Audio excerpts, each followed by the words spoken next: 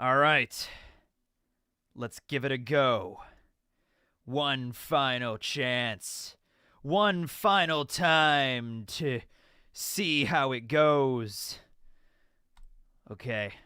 We're holding steady. We're holding steady. We're good. All right. Yeah. Okay. Wait for people to filter in here. Oh, there it goes. Okay. Neat. All right. How's everybody doing today? No one's in the chat yet. Oh, there they go. Okay, sorry about that. It was always that awkward moment when I start the stream and there's nobody in the chat, so it's just kind of like I'm basically just talking to the people watching the VOD. It's just like, hi, people watching the VOD. How are you doing? Oh, people are here. Thank God. All right. You know, you ever been in a situation like that? You ever been in a situation where it's like, I don't know, you go to a party or something, or you go to any sort of like social event, and you know, you're like you're the first person there. You got there earlier than expected, and there's only like one other person there, and you don't really know who this person is, and you don't have any idea what to talk about, and it's just this really awkward moment of like, all right, I guess I'm just gonna hang out here and talk to this stranger until people I actually know show up. So hi, how are you? It's just like, yeah. I don't catch your streams often, so I'm happy to be here. Well, I'm happy you're here as well, the Ruby Games. I'm happy that you're here as well. All right. Oh, do you have any songs stuck in your head today? Sin, it is so weird that you said that, because quite literally, as I was setting this up, this has been stuck in my head for probably the last 48 hours.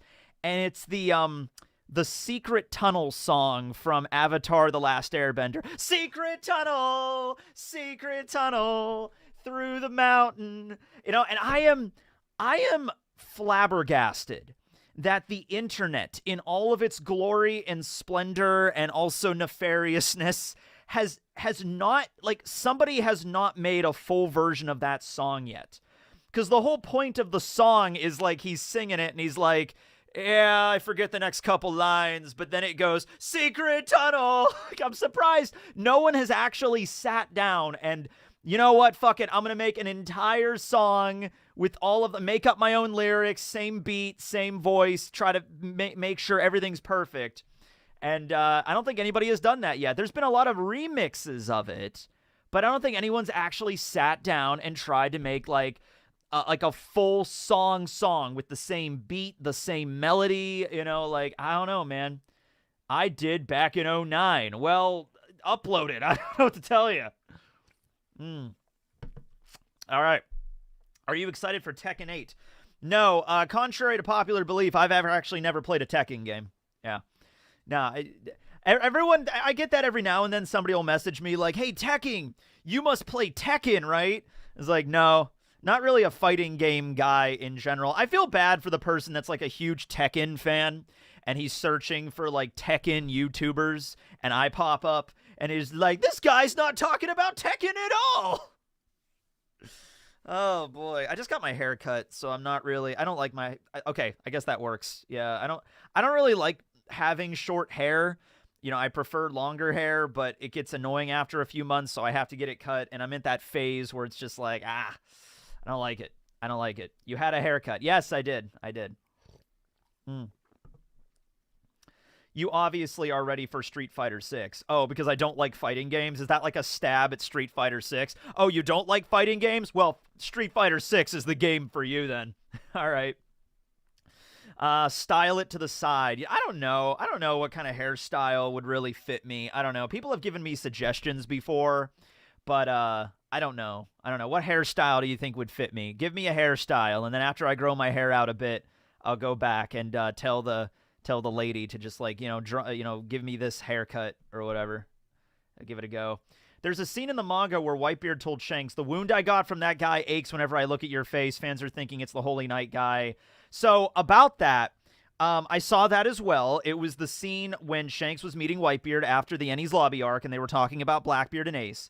So yes, Whitebeard does say that, and it's even when because I love that scene. That's one of the scenes of One Piece that I've watched multiple times, and I think everybody has scenes like that. What's What's one of the scenes in One Piece that you have watched like over and over and over again because it was so cool?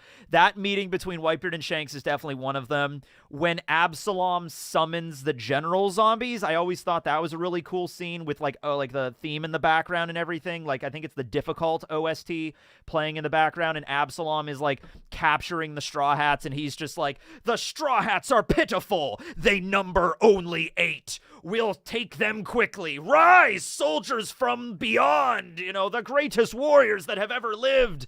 And then you see these zombie generals crawling out of their coffins, and one of them has like a giant claymore, another one has like 4 arms grafted onto their body and has like a bunch of guns.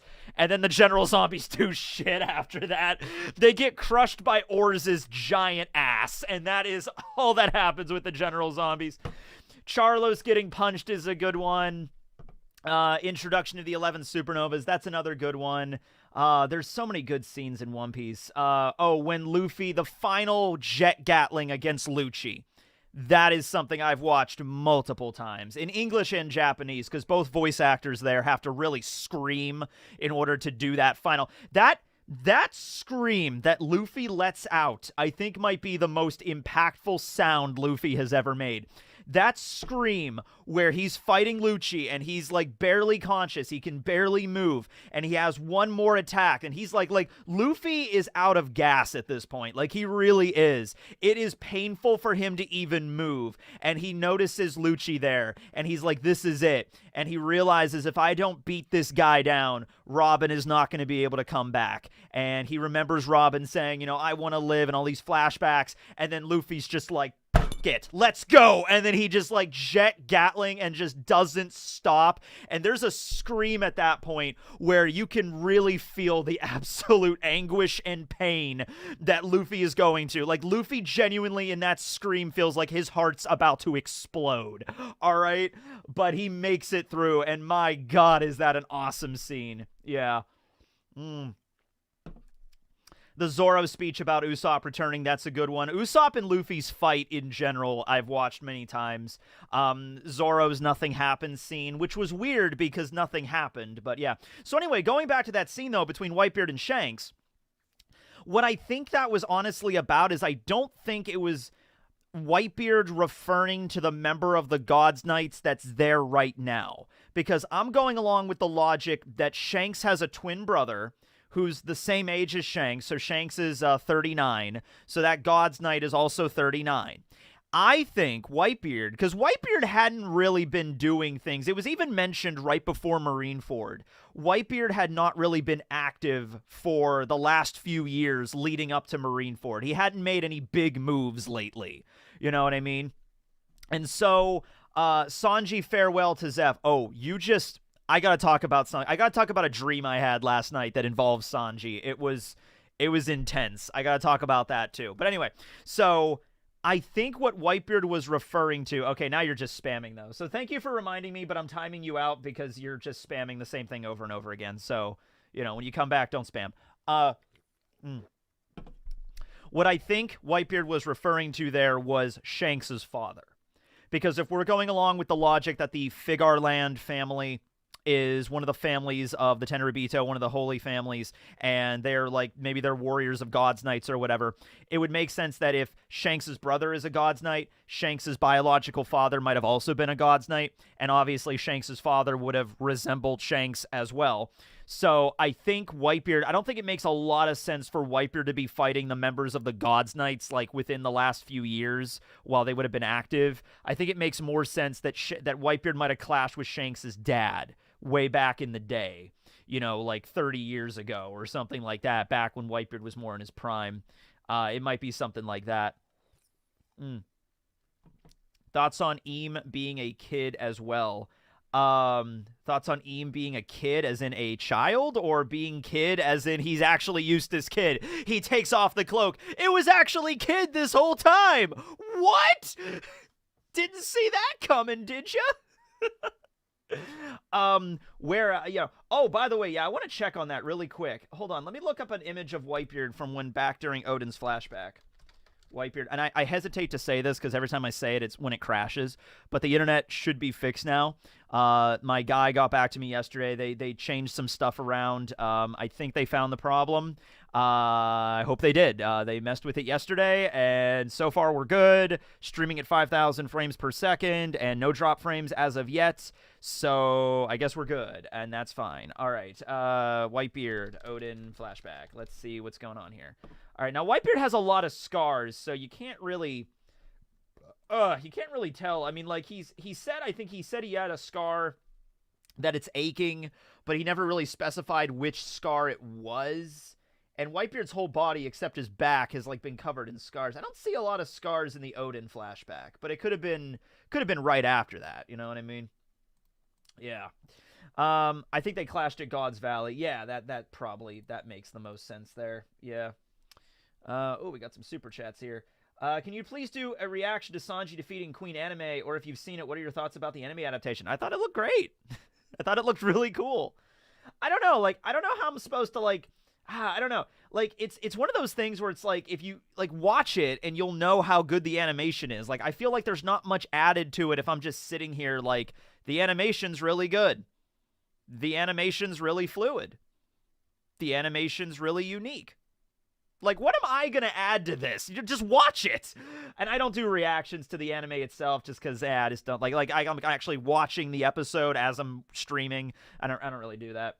Devil fruits originated from desire. The Nika fruit incarnated from people worshiping him. Could a Flame Emperor fruit come from Sabo's 8 islands of worshippers? Well, I mean, he's the Flame Emperor after the fact. You know, the Marimara no Mi existed before that.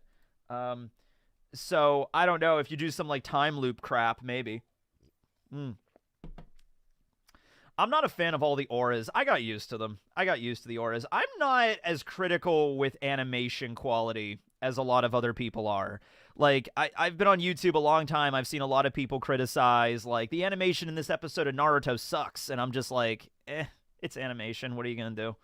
You know what I mean? I mean, now, once again, every now and then you'll get animation that is comically bad. Like the fight between that one episode of Naruto where Naruto fought Pain. And that was distractingly bad. But a lot of times people will take like a screenshot from an episode that's like, you know, one screen that's way in the background and you can see Naruto's drawn in a really messed up kind of way. And it's just like, oh, see, this animation's horrible. I'm like, it's one frame that goes by in like a second and it's way in the background. It's like, I'm not going to criticize that. You know what I mean? I'm not going to be like, yeah, I usually care. All right, that's fine. But yeah, I unless it gets like distractingly bad, I don't really even notice most of the time, you know? Yeah, or like a screenshot of a character in the middle of movement. Like if they're moving and it's like not meant to be seen as that, it's meant to be used as literally fluid movement, and they just take one of those scenes. Like anybody could do that, you know? Like if someone takes a scene of just me like, you know, I'm doing this, I'm like, yeah, it looks stupid. Yeah. Since Lily passed the letter about the D-Clan down, is it impossible she's Emu? Isn't it impossible she's Emu? She could have wrote a letter, and then something could have happened to her afterwards. Like, after they won the war, and the world government was being founded, but before the kings really pledged their allegiance to the throne, I pledge allegiance to the empty throne and Im-sama, you know, like before that happened, she could have wrote a letter like before she left, and then the letter could have ended up in the hands of her younger brother who ended up ruling Alabasta. And then that's how Cobra got it. But then after she wrote the letter, something could have happened to her where she got turned into Im. You know, I don't have the impression right now. I feel like Im being Lily is possible, but I don't think it's like Lily decided to do that because she's evil or something. I think something happened to her where she was altered to make her Im. You know what I mean? It could be something like that. Nice shirt, Tekking. Thank you. I love this shirt. I like it's not every day you get a good Friday the 13th shirt, and I found this and it was really good. Do you think the sword in Eames' garden is Lily's? Yes, I do, because it fits too well that now we know confirmation that there's 19 weapons in front of the throne, and we saw the other sword in the garden. It's pretty obvious that at least I think that it's the sword, that it's Lily's sword, yeah. And then Eam is looking at the image of Lily, the image of Vivi, and so like Vivi looks remarkably like Lily, and that kind of like, oh, this is who I used to be in a far gone age, you know, something like that, you know, just like a you know. Kind of like in Friday the 13th Part 4, when Tommy shaves his head and Jason looks at him and he's kind of like, oh, you kind of looked like I did when I was a kid. Just like, it's kind of like that. Not anime related. Well, what are you doing here then? How many books do you read? Every video you amaze me with random vast knowledge of a certain topic. I read actually. There's people that can read because I watch Murphy's stuff, and Murphy will be like, "Hey guys, here I'm talking about all the books I read this month, and there's like 10 books," and I'm like, "How? It takes me 4 months to read one." I can't. Well, although, okay, so this past week, as a favor to one of my neighbors, I help out at the election center every election day. So the primaries were just now in May, and then the general election is in November. And so I help out there. And by help out, I mean I'm pretty much just the dude that sits in front of the door and just like, "Hi, everybody, go over there," and they'll help you out. So I'm basically just sitting at a table all day for like over 12 hours. And I'm like, I bring a book with me, and I'm reading the First Law series right now. I'm reading the second book in Joe Abercrombie's First Law, which is Before They Are Hanged.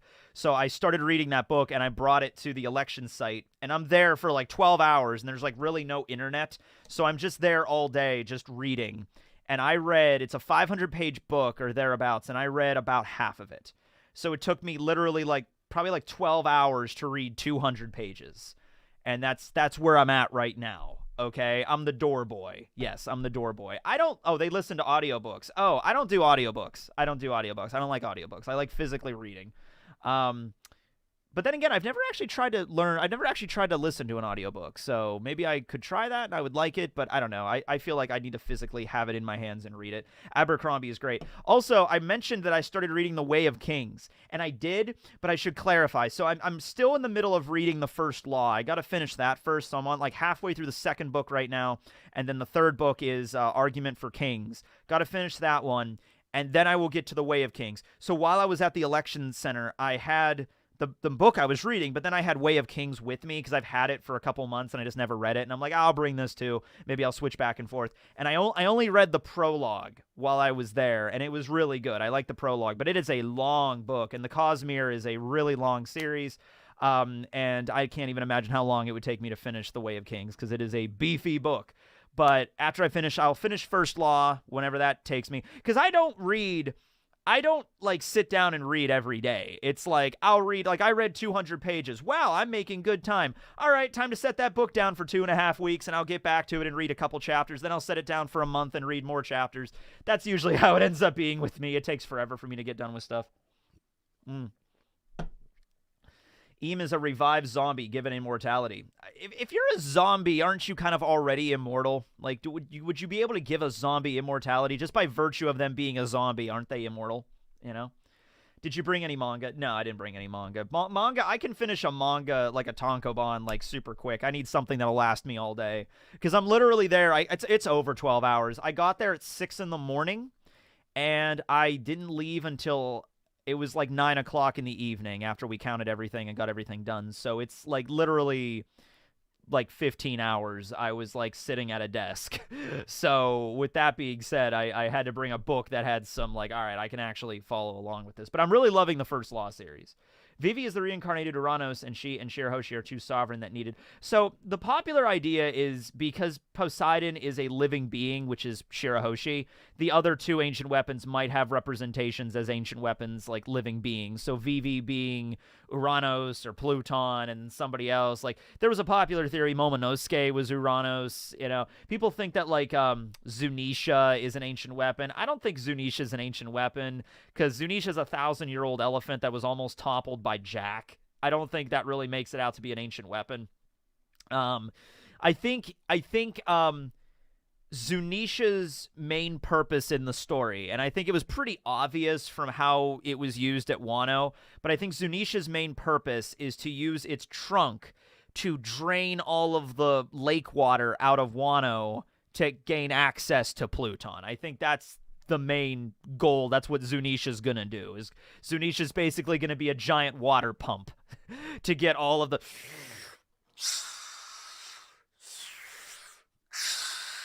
all right, you can get Pluton now. There you go.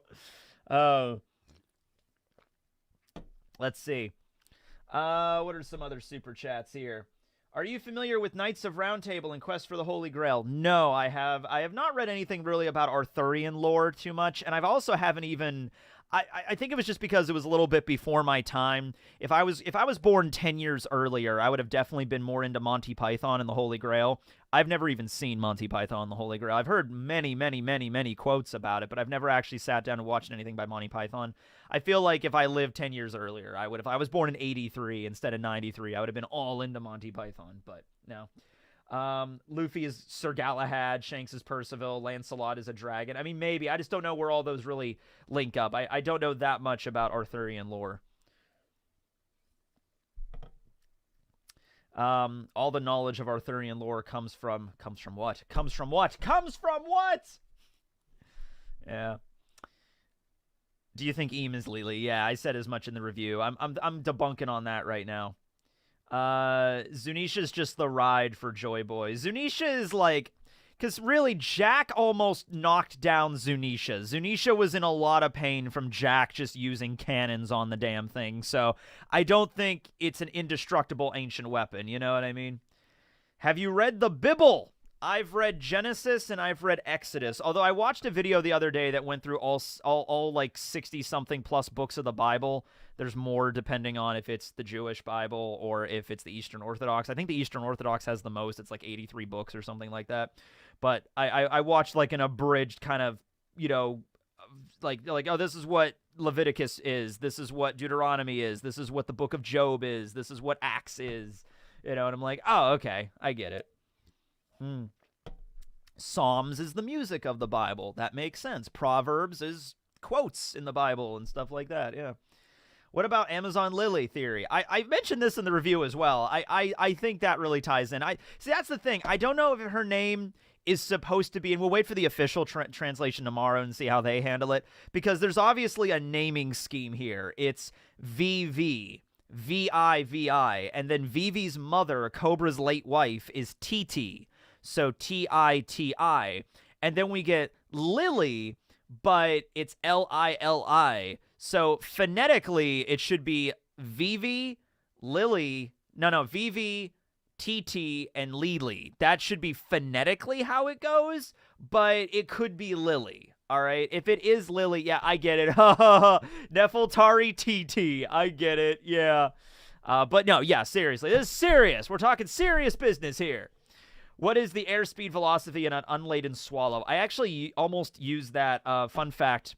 So when I did the review the other day, and I opened up the video and I was like, hey guys, what is your dream One Piece basketball team? We're going to Space Jam One Piece. The original intro for the review was me just leaning down in front of the camera and going, what is the airspeed velocity of an unladen swallow? That was originally what I was going to say, but I'm like, that's too boring. That's already been done before. I'm going to pick something else more random. So I went with the Space Jam question.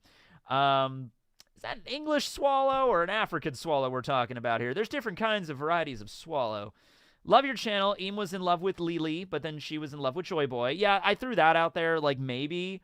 There's some... The two angles I said in the review is Eam is Lily, or it's like some kind of unrequited love thing where Eam was in love with Lily and maybe she fell for Joy Boy, and then Eam is like, kind of like if you're a fan of D&D and you've ever played Curse of Strahd, how you have the vampire Strahd von Zarovich who is in love with this woman, and she dies, or no, she falls in love, she marries Strahd's brother. And then, Strahd is just absolutely, like, racked with, like, just, like, jealousy and stuff. And he turns into this immortal being of death, and he's a vampire. And he ends up in this place called Barovia, which is in the Shadowfell. And there's, like, these dark lords of the Shadowfell that just kind of fuck with him all the time. Where Strahd is this very powerful vampire, but the Dark Masters are even stronger. And so they're basically, like, every few centuries we'll have a woman be reincarnated that looks just like your love. But then she dies right when you get to her. Like right when you think you have her and everything's going to be like you're going to get what you want, she immediately dies in the most tragic way possible. And you're just like over like living your worst traumatic event like over and over and over and over again. That's kind of the idea. So what if it's like that with Eam, where Eam was in love with Lily way back in the day, and then Lily left or married Joy Boy or rejected Eam and went back to Alabasta, and so then she died, and then every couple of centuries Lily is like reincarnated in the princess or the queen of Alabasta, and then he tries again and it fails, and he tries again and it fails in like the worst possible ways, and Eam is just like there you go. What if Blackbeard grabs one of Karasu's crows and nullifies it? It's also me and my... Well, yeah, it's interesting because the crows are part of Karasu's body. So I'm thinking that might work, although then again, him touching one of the crows and activating his power might just make that one crow disappear. But it's also part of Karasu's body. That brings up a lot of questions here. Like, what if somebody...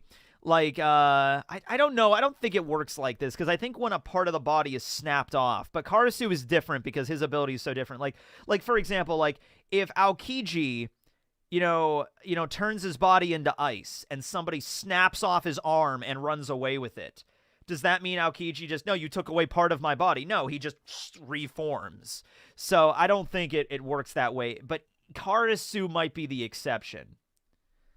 So with Eam, what personality do you think? Stoic, serious, insane. Oh, now let's go through all of these. Stoic, serious, insane, silly, creepy. What is your guess for personality? I'm going to go with mysterious. Dun, dun, dun. Eam's personality is mysterious. Now, I don't know, like, I feel like, okay, I love it when Oda does really goofy things with characters. Like, you have the scene with Eneru, and he's this super serious character all arc, but then when Luffy fights back against him, Eneru is like, what? And then Jinbei, excuse me, I love the scene when they're at Fishman Island, and they go to meet Jinbei at the Sea Forest, and Jinbei is like, Straw Hats, it's been so long, Luffy, hello, all of you are here, and Princess Shirahoshi. All right, so anyway, I love that line, okay? But I would rather Oda not do anything like that with Eam. I would rather Oda keep Eam very serious. You know what personality I want for Eam? I want Eam to have the personality and the mannerisms and the just the voice tone of someone that is truly an immortal, someone that has lived like 900 years and is just exhausted from life. I want Eam to have the voice of like, yes, Lily, I remember her back then. Like somebody that's like Eam just doesn't really give a shit about really anything going on in the world until maybe they find out that Joy Boy has returned, like Luffy is Joy Boy. That might perk Eam up a bit, like, Joy Boy. But, like, Eam has not really experienced any emotion in, like, centuries. Like, Eam has, like, no anger, no jealousy, no happiness, no sadness. Just Eam is just, like... Just imagine living for 800 years. Like, after a while, you would just be done. You would just be like... like that's what you would be. Oh, man. Oh. My dad caught a fish yesterday. It was an 18-inch trout. It was a pretty impressive trout. My dad's proud of that trout. Let's see. Oh, that's cool. Neat. My dad's in a sporting goods store right now, and he sent me pictures of these really badass. They look like anime knives. They're like, check out these knives, and I'm like, damn, yeah, that looks really cool. That looks like, wow, those knives look awesome. Those are like random like knives that have like a million jagged. Hold on, let me see if I can show you a picture of these. These are totally like Berserk knives. Like a character in Berserk would whip one of these out. Hold on, let me see if I can get this over to my email and I'll show you these. Let's see here. if you like fishing, I can recommend the game Dredge. So I don't really like fishing's fine. I like it more than I did when I was a kid. It was very boring when I was a kid because I was a kid. But like I go fishing only a couple times a year, and it's usually just with my dad. And it's more about spending time with my dad than it is about like me actually enjoying fishing. But I got my fishing license, so I'll go fishing with my dad at some point here. A Damascus blade. No, I mean like it's like it's a knife that really serves no practical purpose, but aesthetically it looks really cool. Hold on, let me show you a picture here. Did he miss my super chat? I probably did. I probably missed a lot of people's super chat, but they're all kept on the thing, so don't worry about it. We're good. If your super chat goes by, don't freak out. It's good. They're all saved. Secret tunnel. Secret tunnel. Yeah, now that, well, okay, since we're, okay, the stream is doing good. We're all right. We're not dropping. So now I think I could probably start planning when I'm going to do that Berserk stream. Because I really want to do that. I've read all of Berserk. I'm caught up now. I've read all the deluxe editions, and then I read all the recent, I'm all the way up to the chapter that just came out like a couple weeks ago. There was a chapter that came out, and I read that one. So I'm all caught up with Berserk. All caught up. I gotta do a video on it now. I'm not going to do a video because I don't know how to properly express my thoughts in a solid video. I think I'm just going to do a stream where I'll talk about it and people can ask me questions about how did you feel about this? How did you feel about this character? How did you feel about this plot point? And then I could just give you my thoughts on it as we go. I think that might be a better way of doing it. All right, look at these knives. Look at these knives. Whoa. Overlay. Yeah, look at these. Oh, they gave them cool little names, too. Spellbound. Yeah. I don't know. Like, I don't know if these things would be any, like, would these things have any practicality in actual warfare?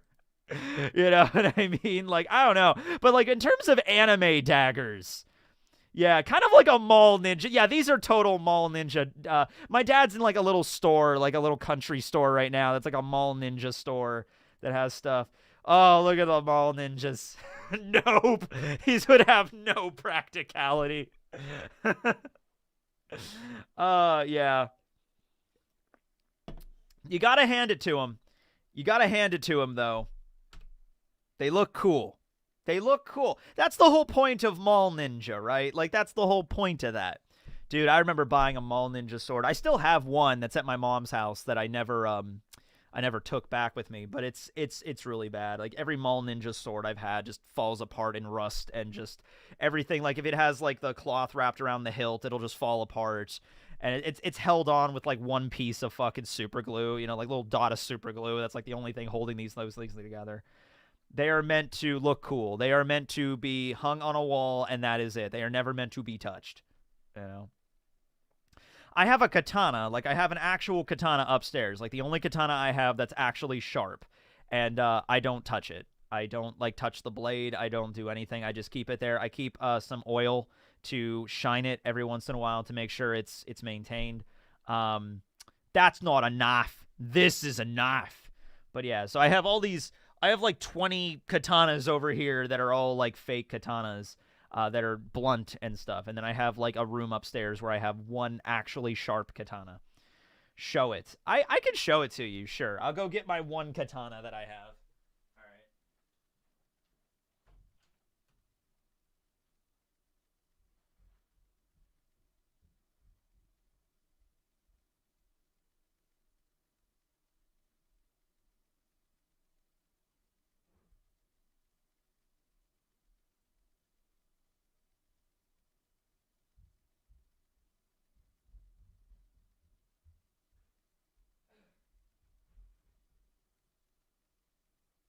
All right. So this is the one katana I have that could actually use to like actually injure a person.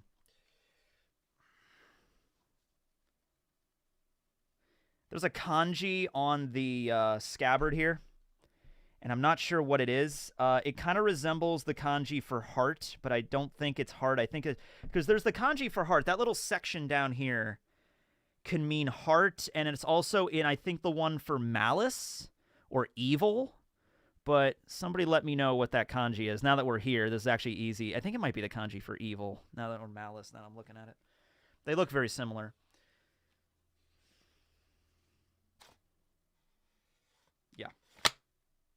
So, there it is.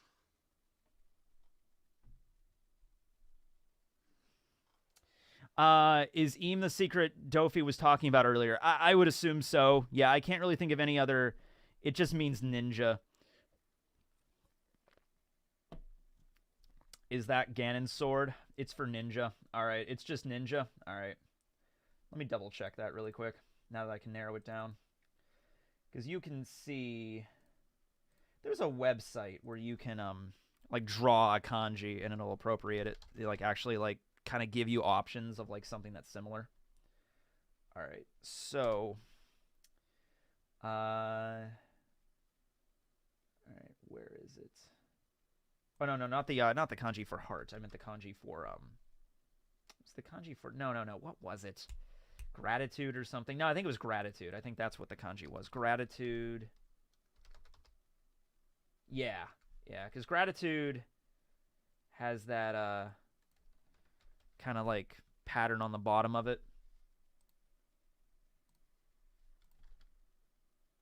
Yeah, and then there's like I think evil also. Yeah, no, it's not evil. That's Aku, but it does still have the thing. You'll see what I mean when I show it to you here. And then ninja. I don't know if it's ninja. Oh yeah. Well, I don't know. Hold on a moment. Because there's ways that you can write kanji, like the way that it shows up on a computer, like the way that it looks like there on like a font, compared to the way it looks like on a like when you're actually drawing it, like calligraphy, is a little different. But they all look very similar. They all have the same character at the bottom. All right, so hold on, let me just put these into Word, and then I can just zoom in and I can just show you that way. All right, so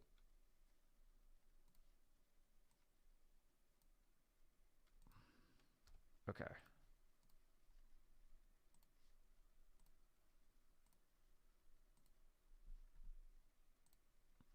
All right, so these three kanji, right?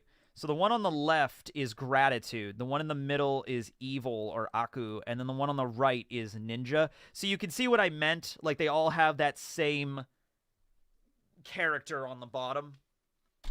Yeah, like this thing right here on the bottom. So yeah, I think it's just ninja. It's ninja. Okay, cool. That's kind of lame, actually. I kind of wish it was something else. I kind of wish it was just like gratitude or something. That would sound cooler than just like, here's your sword, has ninja on it. Like, all right. Interesting, yeah. Just use Google Translator. I still have to physically write out the kanji. That's the thing, because I can't just, unless I just guess. Yeah. But I have a website I use called Nihongo Dict, D-I-C-T, and that one is pretty good. Nihongo Dict.com, and it's pretty good because then you can type, and that's what I use for a lot of the stuff when I'm making videos and I need kanji or something. Use Google Camera. Nah, that's good.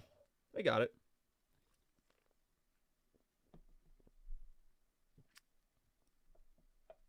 Okay, got it. We got it. We got it, guys. We don't need to use Google Camera. We got it. We got it. It's good. The Suba is nice on the sword. I like it, yeah. But this one is just purely for decoration, so I'm going to stop touching it. It's my sword named Ninja. Fear its effectiveness. Do you miss the Straw Hats? You know, honestly, not really, because there's a lot of other stuff that needs to be dealt with in One Piece right now. So, you know what I mean? Like, we have a lot of other stuff going on right now, and it needs to be like, all right, Straw Hats, back burner for right now. We'll get back to you in a little bit. But everything needs to kind of, like, coalesce together here, and it's like, just the Straw Hats can't be involved in every little moment. Like, okay, now we're gonna cut to the Kid Pirates, and that's gonna involve the Straw Hats at Elbaf. Now we're gonna cut to Law at Winter Island, and that's gonna involve the Straw Hats. Like, no, not everything can involve the Straw Hats. It just can't. Yeah, we really need world building at the moment. Yes, I would have preferred this to happen a little earlier, but there might have been reasons for that, why Oda couldn't just do it earlier, and it had to be like, no, okay, we're just gonna have this big world building arc at the end of like in the middle of Egghead, and that's just what we're gonna have to do. You know what I mean? It's just how it has to be. Let's look at some super chats here. I'm just so happy the internet's working again. That's the only thing I care about. Yeah. It was not an issue on my end. It was an issue with the way my internet was originally set up, but they fixed it. Hopefully they fixed it.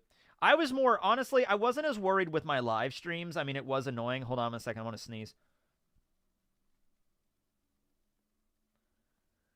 All right. But the issue that I was worried about was when we started Marines, when we started One Piece D&D Marines in a couple of weeks. In June, we're going to start that. And I can't even do, it's not even a problem with streaming. It's a problem with I can't even do a Discord call without dropping a million times. And it's like, this is a weird problem. You know what I mean? Thank you, everybody. Thank you. I appreciate it. Gesundheit. Thank you. But that's what I was worried about, because it's like streaming is one thing, but like the fact that I can't even do like an audio call without that dropping, there's a problem there and it needs fixed. So yeah. But hopefully they fixed it. Yeah. All right. Do you think Blackbeard is a reincarnated character also because he was one of the characters who wanted poster was shown Eam having? I think... So I don't know if Oda's going to go... Oda's not going the direct reincarnated route like Luffy is Joy Boy, in the sense that like Joy Boy's soul is like embodying Luffy. I think Luffy said that pretty quickly when after he went into Gear 5th, he was fighting Kaido for a bit. And Kaido's like, who are you? And he says, I'm Monkey D. Luffy. I'm going to be king of the pirates. He didn't say, like, I'm Joy Boy, back again. It was like, or it wasn't even a thing like in My Hero with Tomura, where he's like, who am I? I don't know who I am. It wasn't anything like that. Like, Luffy is still Luffy. Thank God. All right. So, you could go ahead with, like, Blackbeard is the reincarnated Rox, and Rox himself might be... not reincarnated, but like he's like the carrying the torch of these characters, or rather the devil fruit. You know what I mean? So Luffy has Joy Boy's devil fruit, but it's not like Joy Boy's soul is in the devil fruit and Luffy will commune with him like Avatar Roku or something like that. Like, I'd prefer that didn't happen. Maybe, Blackbeard has a fruit that's like maybe Rox, or one of Rox's, one of the previous descendants had that or something. Or the previous ancestors, I mean. Yeah. I have no name, Yeah. I think that's just done a lot, It's done in Bleach, where it's like, oh, there's a character that's like taking over your body, and then in Naruto it's with Kurama, and then it's it's just a thing where I feel like, you don't have to do it like that. You can still keep the character. Yeah. Have you been taught some Ukrainian? I can say bitch in Ukrainian. Or I don't know if it's Ukrainian or Russian, because when I was a kid growing up, I was like, oh, this is Ukrainian. Oh, this is Russian. Oh, this is Ukrainian. This is Russian. And I don't know which it is. Suka. There it is. That's the word. Yeah. I used to know how to say Merry Christmas. And I forget now.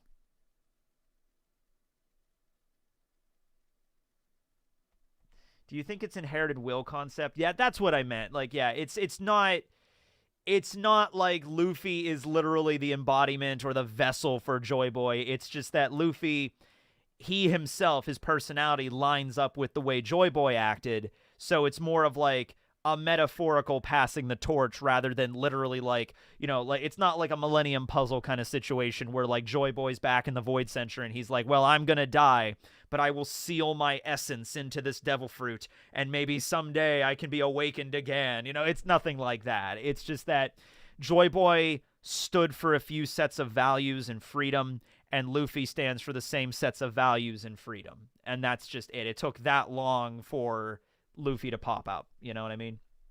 Kentucky Fried Chicken? I could go for some Kentucky Fried Chicken. We had Japanese last night. We had I had a sushi roll that was really good. I had some chicken katsu that my friend had. That was really delicious. Yeah, I had a Hawaiian roll. That was good. Had some sushi last night. Yeah, there will always be a Joy Boy when the world needs one the most. Yeah, kind of something like that, kind of. There's probably been other people that were candidates, but it's like in order to do this right, you have to line up both at the same time. There has to be a Joy Boy reincarnate or a Joy Boy, I guess reincarnate's the best way for me to say, even though it's not a literal reincarnation. A Joy Boy reincarnate and a Poseidon reincarnate at the same time. Like so, and so Roger embodied Joy Boy as well. It's just that Shirahoshi, there wasn't a mermaid princess around when Roger was around. And so there. And I bet there's other times throughout history where there was a mermaid princess that was Poseidon, but there was not a Joy Boy incarnate around either. So yeah, that's the thing. Yeah, that's like you have to like line them up perfectly is the problem.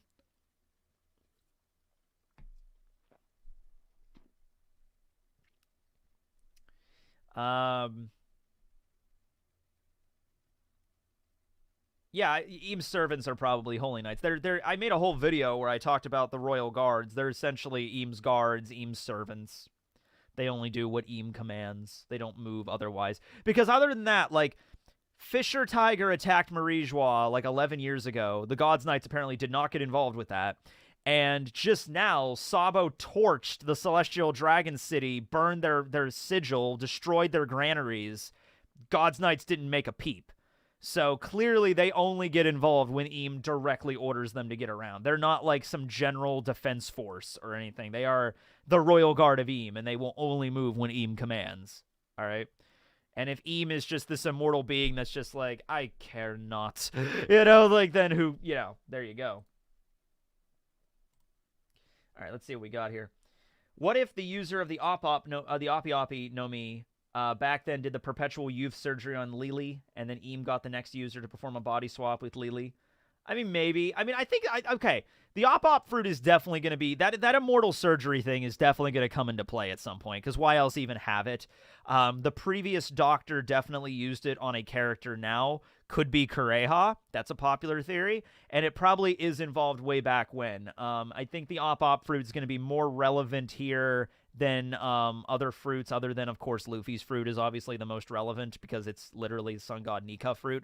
But, yeah, I think the Op fruit, like, maybe. Yeah, that could have happened, totally. We could have done some, we could have done the immortal surgery. You could have some body swap surgery going on, like the swap of the souls and everything like that. Yeah. Which, by the way, something about that. So I was watching, I don't know if you guys are aware of this. If you are fans of Dragon Ball Z Abridged, if you're probably already aware of this because they've been doing it for a while, but Kaiser and Lanny have been doing commentaries for all of the episodes of Dragon Ball Z Abridged. And in fact, they're actually coming out with a new one today, probably in the next couple hours. They usually release them around 3 on Saturdays. And so it's really fascinating because I love, for one thing, watching the episodes again, like going through the whole episodes again. They're up to like the Android Saga right now.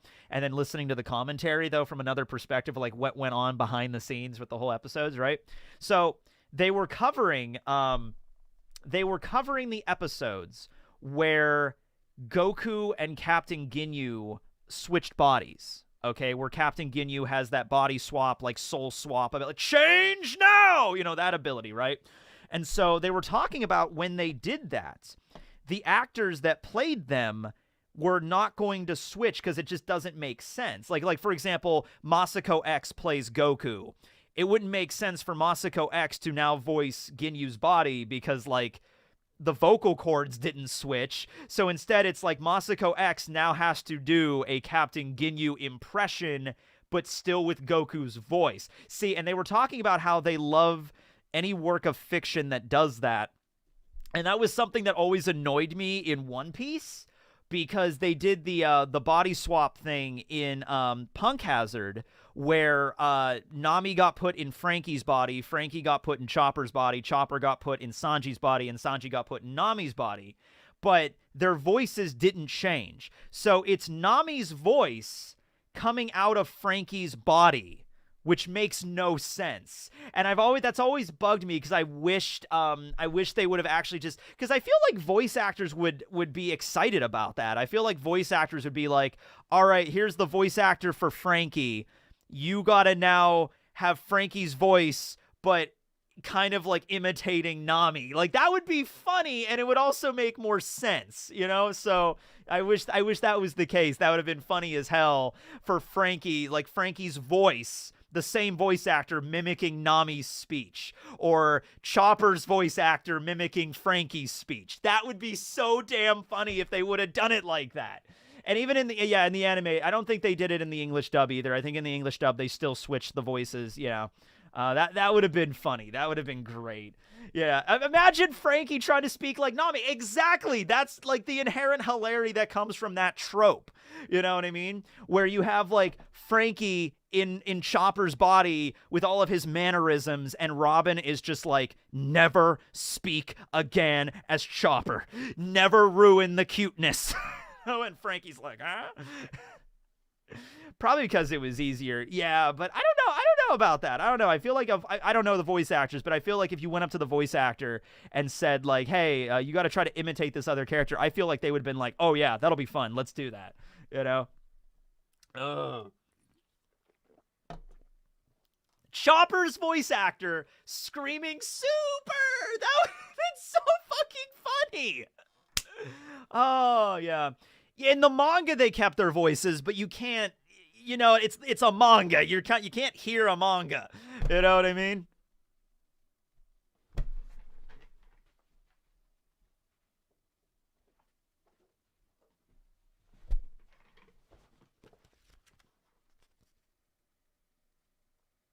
Okay. All right. No, you can't. Yeah, I don't know if anyone's ever tried. Has anyone ever tried to hear a book?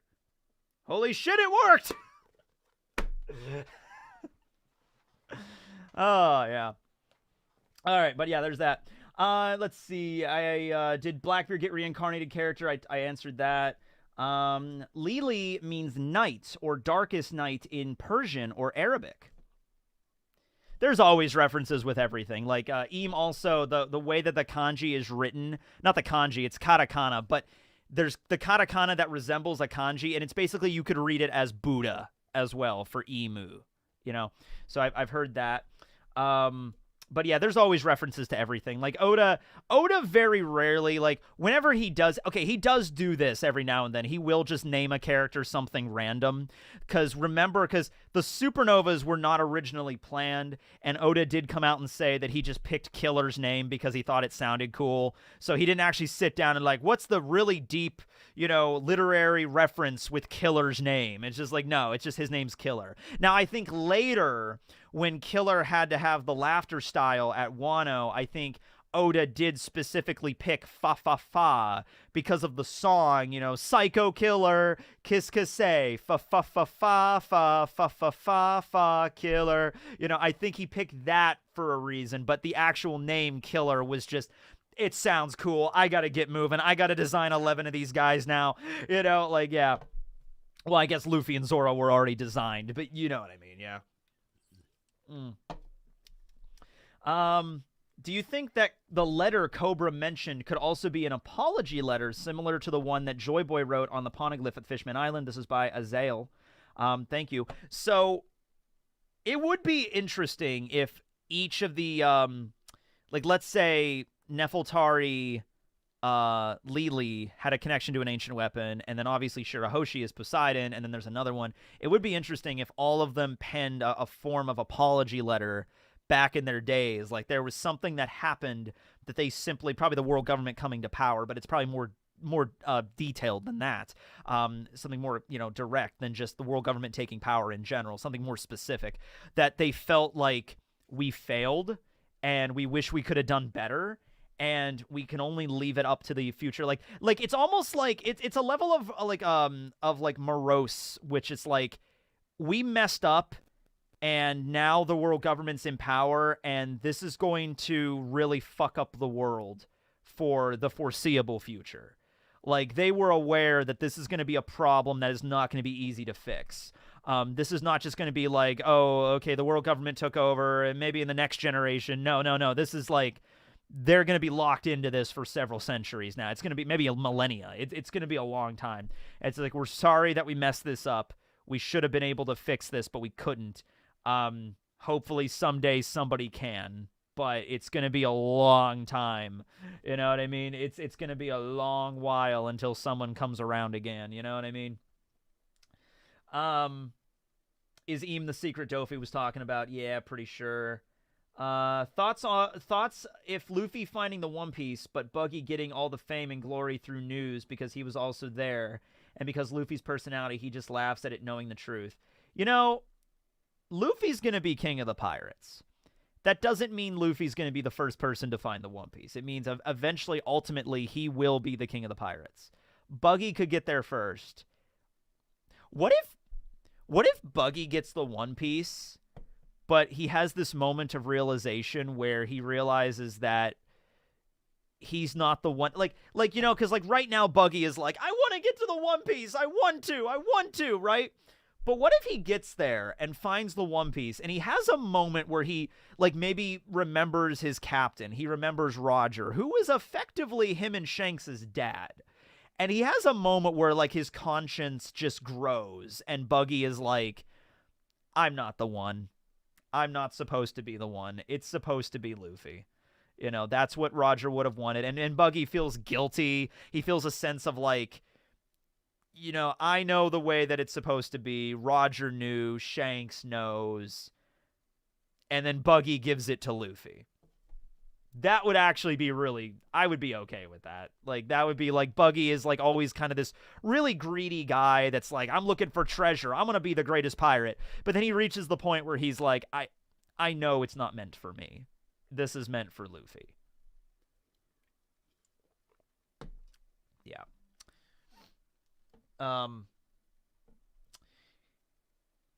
Can I read a message? Can I send a message you read if didn't send earlier? I have them all. I'm reading them now. I'm going down them. I'll get there, Jay. Have you been reading JoJo Part 9? I've been watching X-Force's reviews of them. Because I didn't read Parts 7 or 8, so I don't really know anything about this new dimension, the new continuity they're in right now. So I'd really have to go back and read Steel Ball Run and then JoJolion, which are very long. But hey, I just finished. Berserk I read all of Berserk in about a month and a half. But they had really nice deluxe volume editions that I could just go down and buy at the store. Steel Ball Run and JoJolion don't have those yet in English anyway. I don't know if you missed it. I'm going down the super chats now, guys. It's okay. It's just like, yeah, I know. I can't get them all at once. It's okay.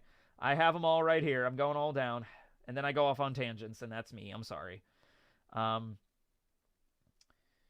So if we include... Oh, wait, no. Okay, so if we include Eam being Vivi, would that be 3 characters that have the same kind of reincarnations, Blackbeard, Rocks, Luffy, and Joy Boy? Yeah, but I think, like, Blackbeard is the reincarnated form of Rox's, like, goals and ambitions, and then there was somebody before Rox that had the goals and ambitions. Keep in mind, this is going on for, like, 800 years. Luffy is not the first person to have the Gumu Gumu no Mi in 800 years. There's been other people that have had it. It's just, I think he's the first person to awaken it. So there might have been other potential candidates that maybe died before they had the possibility to awaken the fruit. Could have been something like that. Jodio for Pirate King, yeah. I've you know, from what I've seen of JoJo Part 9, I enjoy it, yeah. But the message wasn't attached. Could I type it in regular chat? Yeah, just type it now, Jay, and then I'll just get it right now then. Doesn't Buggy know what the One Piece is? He wasn't on Laugh Tale, but the Roger Pirates told him and Shanks what's there, and they cried, right? Roger told Buggy something. Roger told Shanks something when he got back, and then Shanks cried. We don't know what he said to Shanks. He could have just said, we couldn't get to it because it wasn't the right time yet. And then Shanks realized that, like, my captain's going to die without even finding what this was. And then that might have made him cry. You know what I mean? Because this was supposed to be the last big event that Roger was going to do, and he couldn't technically get it. And so he knew he was going to die without achieving his real dream, I guess, and that made Shanks upset. That made Shanks cry. It might have not have been them sitting down and actively explaining to them where it was or what it was. I would feel like they would have. I don't see any reason why they wouldn't have. I don't see any. Maybe Shanks didn't want to hear it. Maybe Shanks like stopped Roger, you know, and just like, I don't want to hear it. I want to find it myself someday. And Roger's like, of course, yo ho ho ho. I be a pirate. Yeah. Did you ever make a bingo chart for things that will happen in the future? I should. I should make a bingo chart. Sorry, Shanks. They were out of Happy Meals. Dude, it's been forever since I've had McDonald's. There was a McDonald's where I used to live. It was like one of the main restaurants on like the area. There's a few up where I live now, but how is the tree you planted back in 2013 doing? My mom ran over it with a lawnmower like a couple weeks after I planted it. So, not doing great. It's not there. Yep. I remember that. I remember that day. My mom came in after she mowed the grass, and she was like, yeah, there was this really big, like, stick in the yard, like, plant, so I just ran over it with a mower. I'm like, honestly, I should have just left it there, because it probably would have eventually come back, but I got so pissed, I was just like, I ripped it out, you know? I should have just left it there, because it's a tree. It would have eventually, I don't know, though, because it was a sapling. It was really weak. It might have just died from that. But, yeah, I should plant a tree somewhere. Oh, I didn't turn on my LEDs. My LEDs. LED. LED. LED. Oh, no, not my LEDs. Oh, there we go. All right, there we go. My LEDs. Been a while. Are you any closer to figuring out what the giant straw hat was that Eam had yet? Nope. Nope. So I have a friend that's reading One Piece right now. I was actually hanging out with him. He's part of my D&D group we were doing last night. And he's up to the point in Wano where Chopper is fighting Queen. Like, Chopper just did what was it called? The Chopper entophage or something, like something phage, the thing that cures the ice oni. And so he's at that point yet. And I'm like, oh, cool. Yeah, you're like only 100 chapters behind. So he's like, I know that Vegapunk's going to show up, and don't spoil it, but does Vegapunk reveal what devil fruits are? You don't have to go into specifics, but does he talk about it? And I said, kind of. He talks about it, but it creates more questions than it does answers, honestly. But yeah. Is it Daniel Green? It is not Daniel Green, no. Yes, I don't hang out with Daniel Green. Daniel Green lives in Virginia, which is close to Pennsylvania, but it's still like several hours away. Virginia's a big state. I had to drive through it once, and it was like forever just to get through Virginia. Virginia is thick, you know, like it starts out here and it's really thin, and then it just like, you know, it's a thick state if you're driving straight through it from north to south. Yeah. I am not a tanuki. Yeah, it was like that chapter, yeah. All right.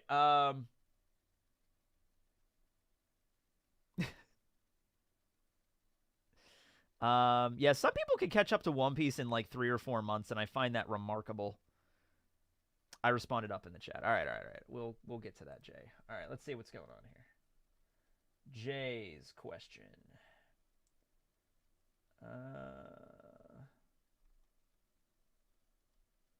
Yeah, even with the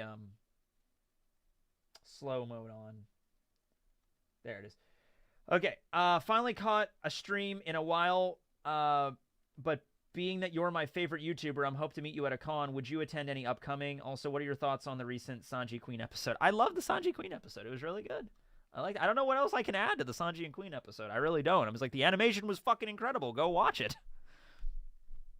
I don't know how else to like verbalize it. I don't know. It's like the animation was really good. I watch it. So I am going to TECO this year in Pittsburgh, Pennsylvania, the one I go to every year. It's in July. It's July 20th to the 21st, 22nd, July 20th to the 23rd, from Thursday to Sunday. I will be there on Friday to Saturday probably. I don't know. I haven't decided yet. Sometimes I'll get there. I'm never there Thursday, because Thursday it doesn't start until like 4 in the afternoon anyway. So I'll usually get there Friday, spend the night, and then Saturday. So I might be there all weekend this time. I might be there from Friday to Saturday and then leave Sunday morning. I might just do that. I'm doing a panel there this year. It'll be on Saturday, probably I think around 3 or 4 in the afternoon. I have to get the exact schedule, and then I got my badge the other day, like my little supporter badge and stuff. So come on down to Pittsburgh on that weekend of the 21st if you would like to see me, because I'm always there. And we'll do a panel, and I'll hand out candy, and it should be fun. It'll be fun. Yeah. So there you go. Thanks, Jay. All right, back to the super chats. Back to the chats. Let's see. Eames' personality, I answered that. Blackbeard grabs one of Karasu's crows, I answered that. Do you think all of the Will of D members so far will be sacrificing their own lives before they die? Has any story significance, or is it just a coincidence? Oh, it's not just a coincidence. It's going to be very relevant. It's going to be like the way I've always interpreted when a member of the Will of D dies with a smile on their face. The way I've always interpreted it is as they are dying, but their death is going to serve as a stepping stone, as a foundation for the eventual downfall of the Tenryubito, the liberation of all slaves, the fishmen and merfolk living on the surface. Like, it's almost like they're dying knowing, even without them actually knowing, they are, like, calm and they are at peace because they have this sense of, like, I tried my best and I got so far, and in the end, it mattered. And then it's like, and then I died. Kind of also as a slight against Eam as well. Like, even if you kill a member of the Will of D, they die with a smile on their face as kind of like, you know what I mean? It's just kind of like, haha, screw you. You know what I mean? Like, you're still going to fall even with us dying, you know? Yeah. This is a real political concept called accelerationism?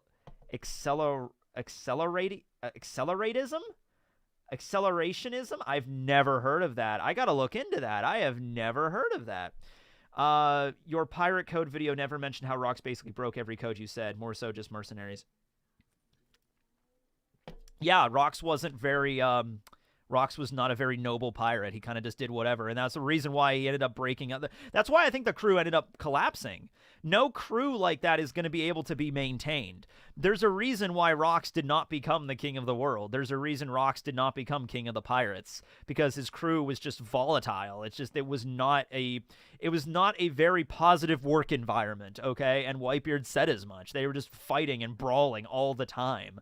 They were a force to be reckoned with, but had Rox actually given a shit about the pirate code, had Rox actually treated his crewmates like family, they could have probably done anything they wanted. Can you imagine if, like, Rox D. Zebek, Silver Axe, Wang Ji, Whitebeard, Big Mom, Kaido working together in a uniform crew and actually giving a crap about one another? Like it was Whitebeard's like family kind of dynamic, except with Rox's crew. Oh my god, they could have conquered the world in probably a week.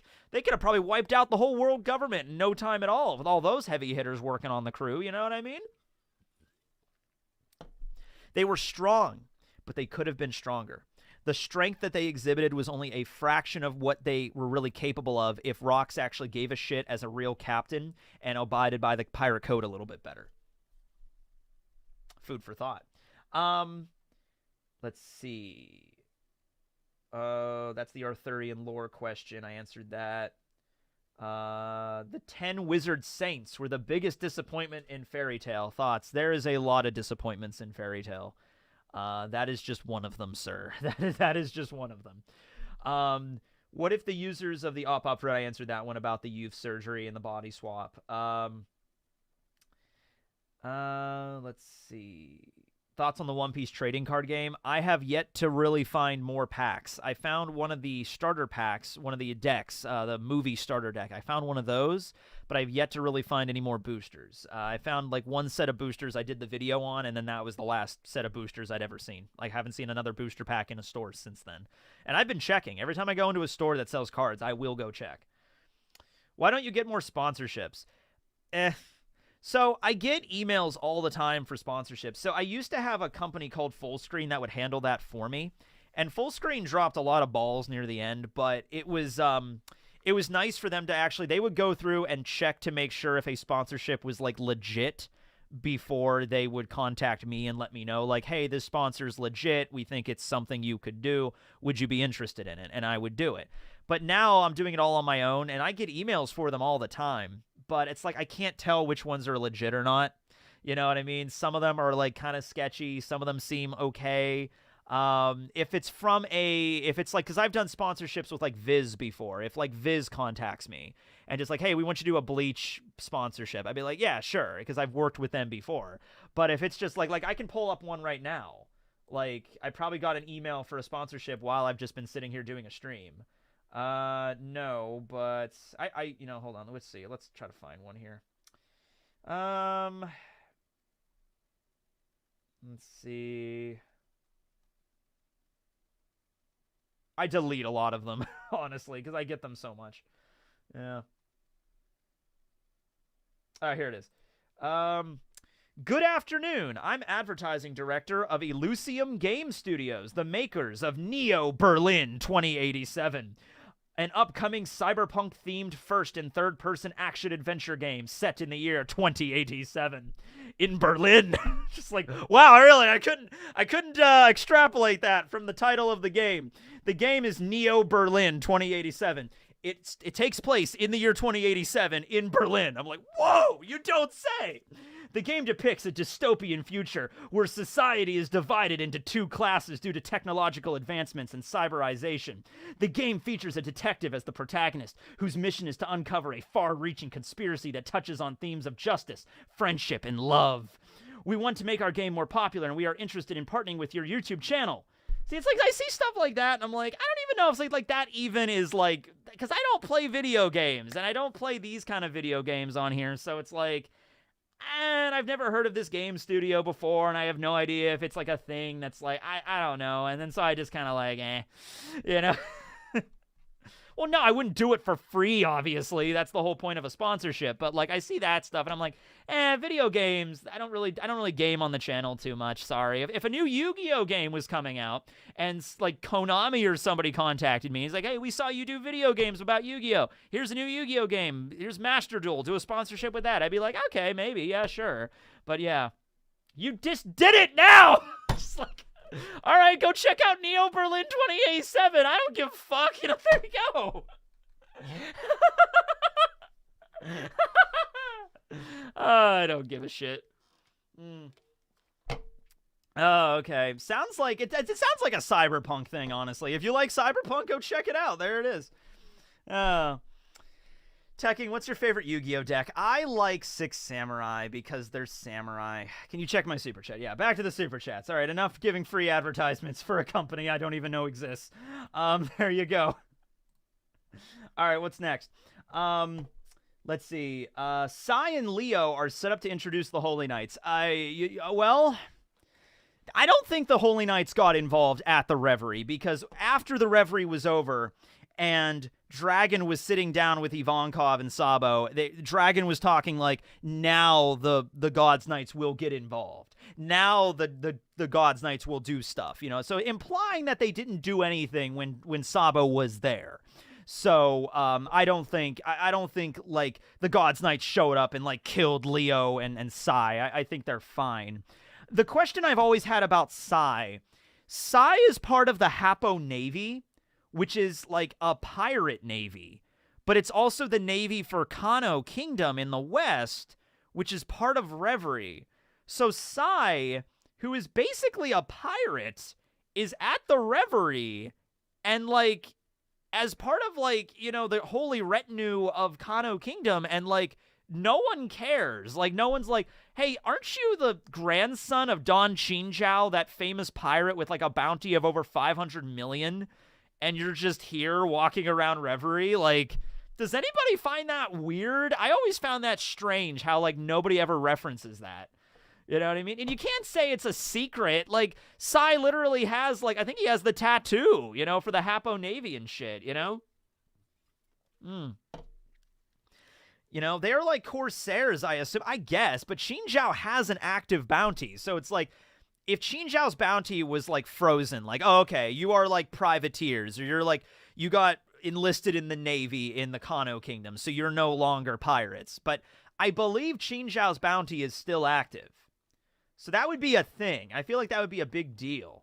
Yeah. Sai did not declare himself as a pirate yet. He said he was going to do it after the Reverie. Right, but he's still the grandson of Qin Zhao, who is a very famous pirate. I don't know. I feel that's weird. I feel like that would be like, I'm trying to think of a good parallel to this.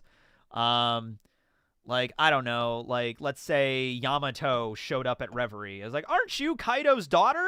Or it was like, oh, yeah, but, like, I'm not a pirate, though. It's like, yeah, but Kaido's your father. You know, it's like, yeah, but I'm not a pirate. Okay, yeah, sure, no problem. Walk right in. Just walk right into Castle Pangea, whatever. Yeah, it sounds sketchy doing random sponsors. Plus, you have the advertisers like established titles who seem legit, but that turned out to be have scammed a lot of people. I've never really been scammed by an advertiser. I've never had like a moment where an advertiser has been like, hey, we'll pay you money, and then they don't. But like I said, every time I've done an official sponsorship, it's always been through, like, you know, Viz Media, who I've worked with before, you know, so it's like, okay, that's like a major corporation. I'm very aware of their existence, right? Or it's, like I said, through another third party, and they kind of vet them first and like, okay, this is a legit thing. But yeah, I don't know. Maybe I could do one for, like, I don't know, NordVPN or Raid Shadow Legends or something. Check out that Berlin game, though. I guess it's cool. Let's see. I answered that one. I think when Vivi found out her father had died, she forced Wapol to eat her to leave her undetected. No one else would have expected her to do that. Yeah, I don't think that happened. That's disturbing in a number of different ways. Question. Close to the end with Luffy and Im-sama, do you think we might see Luffy give Charlos one final punch? I would love that. I would love for Charlos to... You know what? At this point, I just want Charlos to be alive so he can be punched more. Like, let's just do that. Let's just do that. Yeah. Let's just say, like, he keeps coming back from life. Actually, give him the immortality. Have him eat the immortal fruit. And now he can't die, but he's immortal. He's not invincible. He's not, like, impregnable or super strong. He just can't die. So it's like, okay, bam! Just, like, keep doing that, yeah. Let's see. Can you please do a reaction to Sanji defeating Queen? It's an awesome scene. It's an awesome scene. Check it out. I only have 5 minutes left on break, but just wanted to say thanks for all the amazing content you make. That super chat was sent like at the very start of the stream, so you are back at work right now, but thank you. I appreciate that. Okay. And then, are you excited for Tekken 8? Okay, so that was the first one. All right, so those are all the super chats from when I started reading, so let me refresh and then go through let me refresh and go through the most recent ones. Where are we at right now? An hour and 16. We can go for a little while longer. King Geoffrey or Charlos? I'm rewatching Game of Thrones again. I'm on season 5 right now. I don't know if I'm going to go through all the way to season 8, though. I kind of want to do, like, because watching Game of Thrones and also Hot D, House of the Dragon, which you haven't seen House of the Dragon, go watch House of the Dragon. It's really solid. Dude, I kind of really just want to go into a Game of Thrones rant right now. I kind of just want to go into, like, how I would have wanted Game of Thrones to end right now. Because watching the early seasons when it was so good and seeing what happened, and then the prequel, which is, like, even... Like, the prequel's amazing, but, like, knowing that it's a prequel to Game of Thrones and then the ending of Game of Thrones in the show, that makes it even more frustrating. Please do. No, we gotta go through super chats. I will turn super chats off at this point, though, so I don't get more, because I will probably be ending this. I'm getting kind of hungry. I feel so shitty. I feel like going to McDonald's, because that person mentioned McDonald's, and I'm like, oh man, I haven't had McDonald's in months. I could really go for a quarter pounder right now. Like, oh, that does sound good. There's one that's not that far from my house. Oh, that's mean. Oh, man.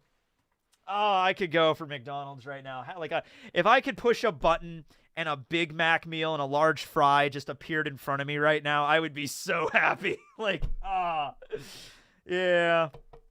I went to the gym. I go to the gym 3 times a week. That counts. Yeah. Add that mac sauce. Oh, that's right. I saw a thing about that last night. I saw the mac sauce thing. Oh, damn it. I can make that too. Like, it's not hard to make the mac sauce. It isn't. I've actually done it before, but like, it's just convenient. Uber Eats. Nah, I'm not gonna get, no, it's right down. It's not that far. I could go get it, you know? And then you have the fun of driving back with the big bag of McDonald's and eating the fries in your car as you're heading home as like an appetizer. That's a fun part. Yeah. That button is called skip the dishes. I have a dishwasher and I love to clean. I really genuinely love to clean. My house is pristine, damn it. All right? Like, yeah. McDouble and fries. Ooh, I remember my go-to back when I was in college, when I was in community college, I would work at Dollar Tree. So I'd go to college in the day, and then I'd have work after. And then after work at like 9 o'clock, I would get off, go to McDonald's, get the 20-piece McNugget. This was right when they just started doing the 20-piece. I don't know if they still do it. But they had the 20-piece McNugget and fries, sweet and sour sauce. They had a barbecue, which is always good because I love barbecue everything. But they also had a sweet chili sauce, which was so good. This sweet chili sauce was amazing, okay? And they discontinued it, and they don't have it anymore. You know, screw the Szechuan sauce. I've tried the Szechuan when they released it a couple years ago. I tried it. It was fine, but that sweet chili was so good. Let me go through, they still do the 20-piece. I'm not a McNugget guy anymore, though. I was obsessed with eating those, like, to the point where I would walk in after work, and the guy behind the counter at McDonald's at like 9:30 at night would be like, "Oh, hey, it's the McNugget guy." And I'm like, do I really eat them that much? Like, come on. I don't eat all 20 of them. I only eat like 13 or 14 or so. You know, you don't have to call me the McNugget guy. You know, and he's like, and so you give me the McNuggets, and we go and I eat it and whatever. Fun times. Anyway, so let me go through these super chats, these last super chats, and then, I don't know, maybe I'll rant about Game of Thrones a bit, and then I'll go get a Big Mac or something. I don't know. Should I get a Big Mac or a Quarter Pounder? My go-to is always the Quarter Pounder. Maybe I should go get a double Quarter Pounder. Do I dare? Do I dare? Maybe I should get a McDLT. What about the McPizza? Is the McPizza still a thing? I want to order a McPizza. I wonder what would happen if I walked in and just ordered a McPizza. One McPizza, sir. They take out this old dusty box from 1986, and they're just like, all right, here you go. We were waiting for someone to order this. You know what I mean? Oh, my God. McDonald's, okay, listen, all right, I've heard people shit on McDonald's for a lot of reasons, for good reasons, you know? Wasn't there just I just read a story not too long ago where there was like a 10-year-old kid working at McDonald's until like 2 a.m., and I'm like, yeah, that tracks. I can kind of see that. But then also, like, people will shit on, like, it's like, oh, McDonald's, it's unhealthy. And I'm like, yes, undoubtedly, McDonald's is healthy. You should not be eating McDonald's super often, all right? It is not healthy, all right? But if you're going to come to me and you're going to say, McDonald's tastes like crap, I'm like, fuck you. No, I'm sorry.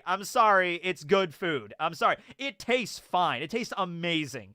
It's bad for you. And that's the reason it tastes good, is because it's bad for you. But don't be coming to me and just be like, the Big Mac tastes like sawdust. I'm like, no, it doesn't. Leave.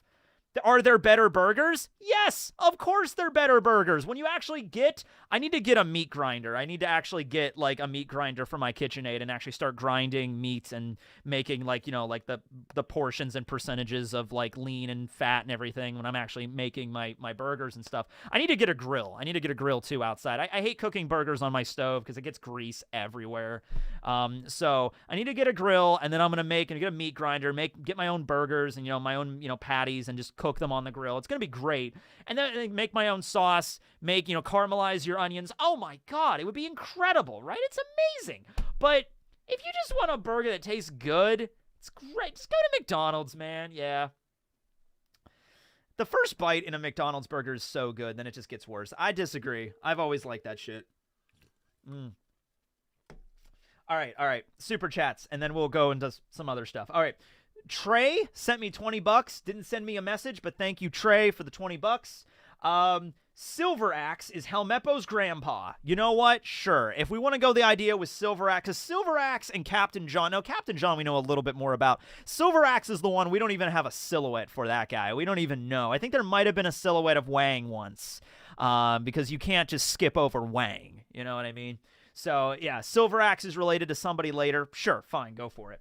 Or even Silver Axe was one of the general zombies that had a Silver Axe. Fine, sure.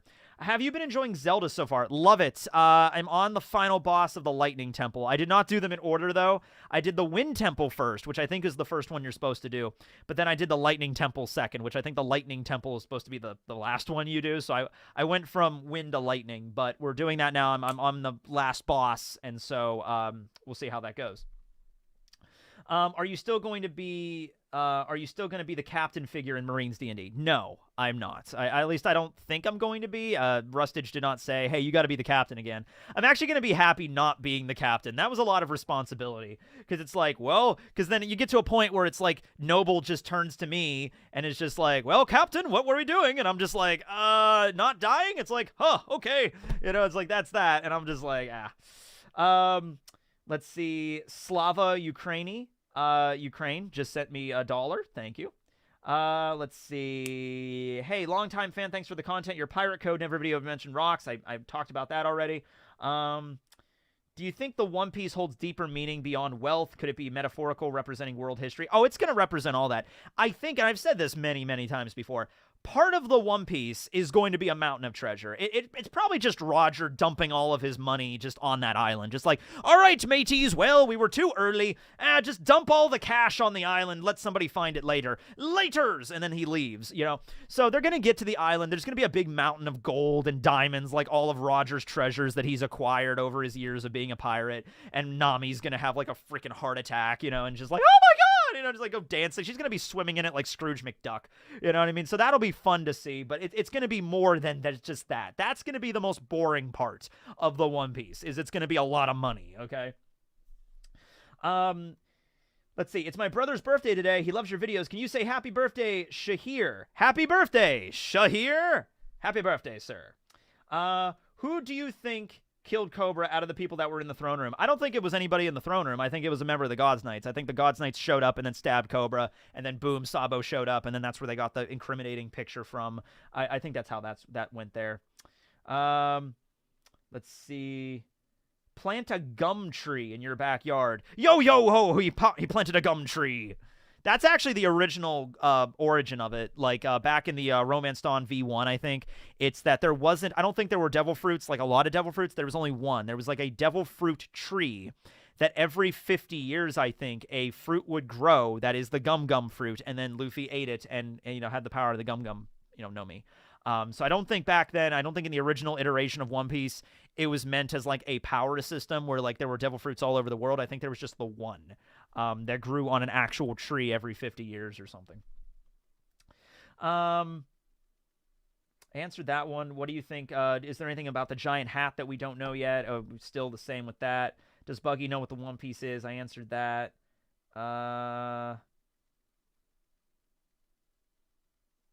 What if Blackbeard stole the fruit without killing Thatch because he didn't really have to kill him? It changes everything.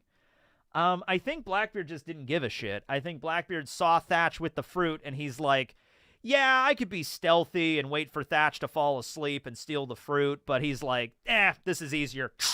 Also, Blackbeard had a plan. He had a plan to defect. He already had his crew. Because it's like, as soon as he defected, Blackbeard had his crew of like Burgess, Augur, Lafitte. He had been planning this for a while. It wasn't just like he killed Thatch and then formed his crew after. I think it's like he was in cahoots with them beforehand, you know? McDonald's is so much better than sushi. No, that's okay. I will disagree with that. If I had a choice between going and eating gourmet sushi or going to McDonald's, I'm picking gourmet sushi any day of the week. Yeah, absolutely. But when I go to sushi, like the sushi places down here, like we have a Panda Express, which is Chinese food. It's not sushi, but I'll go there if it's like, all right, I'm just myself. But if I'm with my friends, I'll go to the Hibachi restaurant because that's like an actual like restaurant. You sit down and order, or I'll order to go, you know, something like that. I think I might have gotten most of them. for the One Piece imposters, they already had the voice actors pretend to be each other. That was fun. That was fun. I wish they would have done that with when they swapped bodies at Punk Hazard. That would have been really cool. Yeah, when they the Straw Hats, we had the fake Straw Hats at Sabaody, they switched around. Like I can't remember. I think like Nami voiced Robin's imposter and Sanji voiced Zoro's imposter. You know what I mean? Like that's how they kind of did it.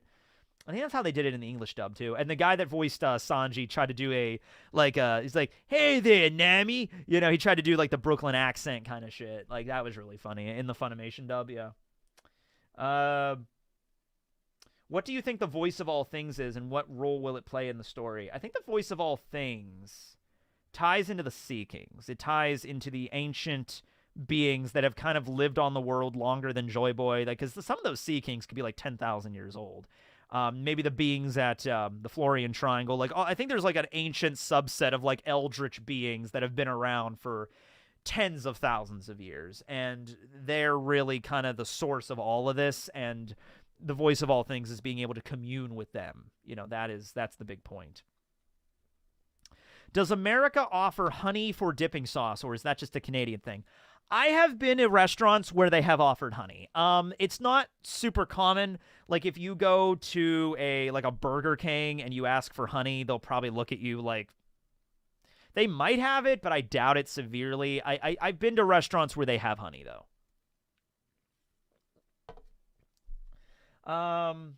Your thoughts on Blackbeard not being the final villain, but Luffy's final obstacle before obtaining the One Piece, Eam and the world government being the true villains. Dude, there's so many ways you could take it now. You could take it like, you know, the final villain is going to be the Blackbeard crew. The final villain is going to be Shanks's crew. The final villain is going to be the world government. I mean, I think Luffy's going to have to deal with all of them in different ways, but it's going to just be like, you know, just whatever order you want. If I could pick the order, I would probably have them fight the world government first, and then deal with Blackbeard, and then deal with Shanks in like a Davy Back fight, kind of like an honorable battle after. Yeah. And I think we're back to where we were. Okay, I think that's the super chats. I think we're good. I think we're all right. Eam is not a fighter, in my opinion. He will not be the final villain. That might be just what the Gods Knights are for. And we saw 9 silhouettes. Whoa, what the fuck? Ah! What was that? Is that a spider? What was that? Did you see that thing on my arm? What was that thing? Oh,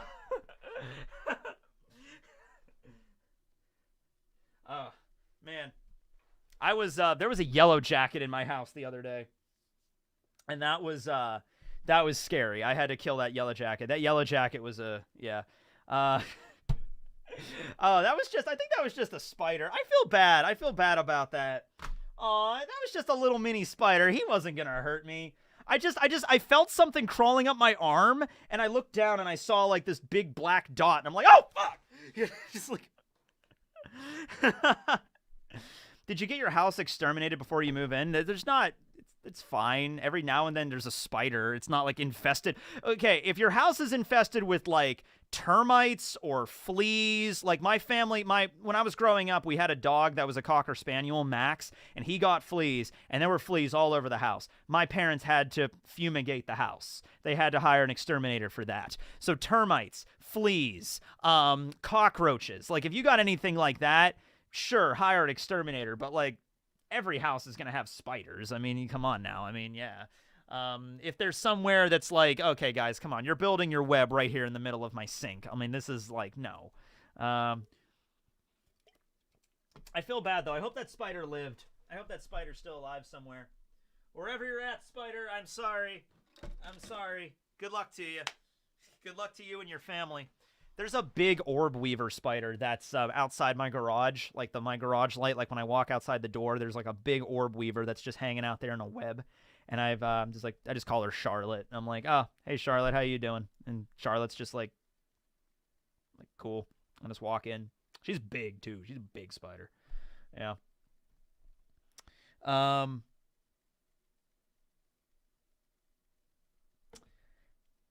Is he gonna get revenge? No. I don't get revenge against the spider. No. If it was a yellow jacket, different story. Oh. So Yellow Jacket got in my house. I'm on my couch. I'm on my couch playing Tears of the Kingdom. And I look up and I see this like bug, like flying against my ceiling. And I'm looking at it, and I'm like, oh, it's a fly. But then it's like getting closer to me, and I'm like, oh shit, that's a fucking yellow jacket. So I get up, and it's kind of like on top of my ceiling in this really precarious location where I kind of can't reach it. So I try to hit it, and then I slip and bang my shoulder, or elbow rather, bang my elbow off my like cabinet, and I'm like, oh, it's on now. And then I get like the bug spray, and I'm like, yeah, yellow jacket in my house, all bets are off. I will wage warfare. I will wage biological warfare against them. Yeah. Should have let that spider bite you. You could have become Spider-Man. I got scratched up last night by my friend's cat. So I was at my friend's place, and I'm on like their couch, and I had to get up off the couch, and it's like a wraparound couch, but my friend Rob was to my left and my friend Kennedy was to my right, and I didn't want to get up and like, walk around them or whatever. I thought I could just hop behind this couch. I can just jump up right behind it. So I did that. I like hopped off the couch and landed on the floor. Their cat Marbles was next. There was like a screen door outside, and Marbles was just kind of sitting there watching outside through the screen door. But when I jumped down out of nowhere, Marbles like looked at and just like jumped up and like tried to run outside, but there was a screen. So she slammed right into the screen door and was like stuck in between the screen door and the glass door. And she was just like, eh, and then she like ran away. And I went up to her later. I went up to Marbles, and I'm like, Marbles, I'm sorry. Like, I went to go pet her, and she let me pet her, but then she got up and just like slapped my hands like 3 times, like with her paws. And I'm just like, ah. And I was like, okay, that's fair though. That's fair. I gave her like a mini heart attack. Like, that's fair though. That's fair. She's fun. She took another swipe at me later, and I was like, ah. It's fine. I don't get upset when animals like claw me or whatever. You should get a cat. I thought about it. But yeah, what else are we gonna do? I was supposed to do the thing about Game of Thrones. All right, I can do the thing about Game of Thrones, but then I'm gonna go eat because I'm hungry. All right, so. Oh, and I also have to talk about. Okay, I'll talk about that first. Okay, I had a dream last night where Sanji died in One Piece. Now, I dreamed about it. I didn't dream about it like I was in the story, like I was part of the story.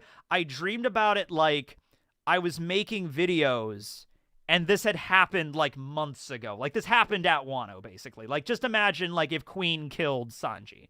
That's basically what I was imagining. So I was like making videos about like, yeah, Sanji, he's been dead for 6 months now. I know he's hard on all of us. No, he's been dead for a year now. He's been dead for a year now.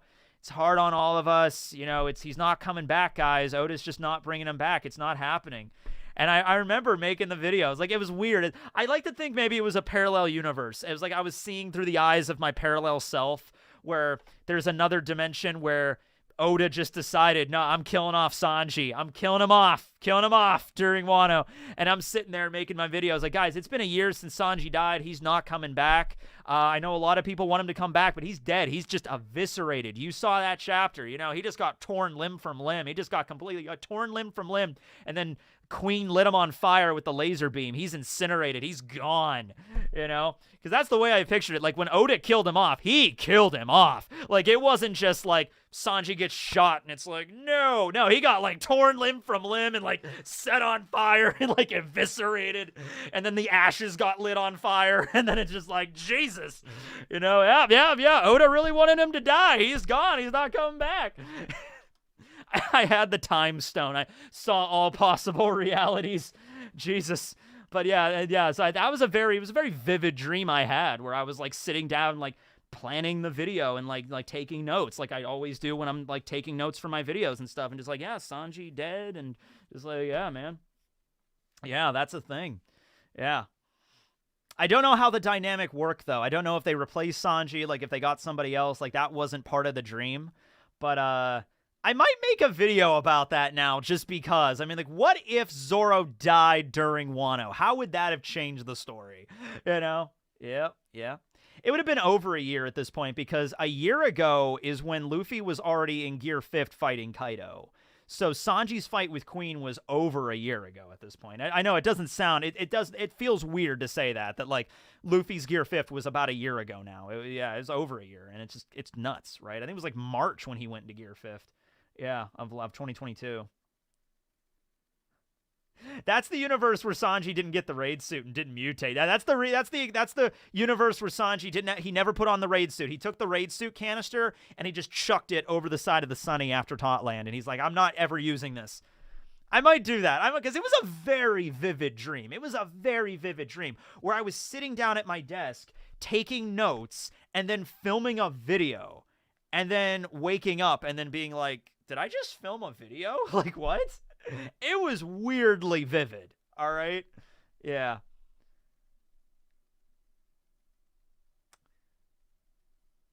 I thought it was a couple months ago, 6 months at best. Yeah, no, 6 months ago? 6 months ago would have been December. 6 months ago, I think we were still in the middle of figuring out who the traitor was. I think 6 months ago might have been like when Lucci and Luffy were fighting at Egghead. I think that might have been about 6 months ago now. Time flies. Also, there's more breaks in One Piece now, which is good for Oda's health. By the way, if you've been reading My Hero Academia, I think Horikoshi might need to take a break. Because Horikoshi's been coming out with, the last few chapters have been like break weeks, but they've been only like 5 pages each, and it's like, Horikoshi, dude, if you need to take I think he might need to take a rest for a little while. I hope he's not trying to just like rush through it, because I don't know if this is the final, I guess this is like the final part of My Hero. I don't know if there'll be like a sequel series or whatever, but you made the thumbnail like that on purpose, didn't you? Like what, Vivi in the thumbnail? What? It's Vivi. She's relevant to the stream. But yeah, My Hero needs to I love the chapter. Like the last chapter was a good chapter. I liked it, but it was just very short, and I'm kind of worried about his health a little bit, Take 3 months or something. Yeah, do what Tabata did with Black Clover. Take like a summer off, Last chapter of Black Clover was pretty badass, though. Noelle showing up. Yeah, Noelle with her new power-up. That was cool. The thumbnail is nice. Yeah, there was. So I was reading the new chapter of Black Clover, and Noelle is very prominent in it, and Noelle gets a new power up and a new outfit and everything, and it's a shonen power up for a woman, so it's very revealing. And I was reading the comments, and somebody commented like, Jesus, they giga buffed Noelle's boobs for this, and I'm like, yeah, they kind of did. Just like, yeah. But anyway, Game of Thrones thing, right? I just want to say this because I am watching Game of Thrones right now. I am probably going to go get the McDonald's, come back, and watch Game of Thrones. So anybody that doesn't want to be spoiled for Game of Thrones or House of the Dragon, leave at this point. The stream's over here. I'm just going to talk about this briefly, and then I'm going to move on. I'm going to get going. So, yeah. So, Game of Thrones. Is everybody gone? Is everybody good? All right. Have you heard about a new jump game being leaked? I've never really cared about jump games. I've never played any of them, so I really don't care. I saw something about it, but I'm just like, I don't play those games. I don't really, mind. It's like, oh, good, I guess. If you like them, there's a new one coming out, but I'm busy with Tears of a Kingdom right now.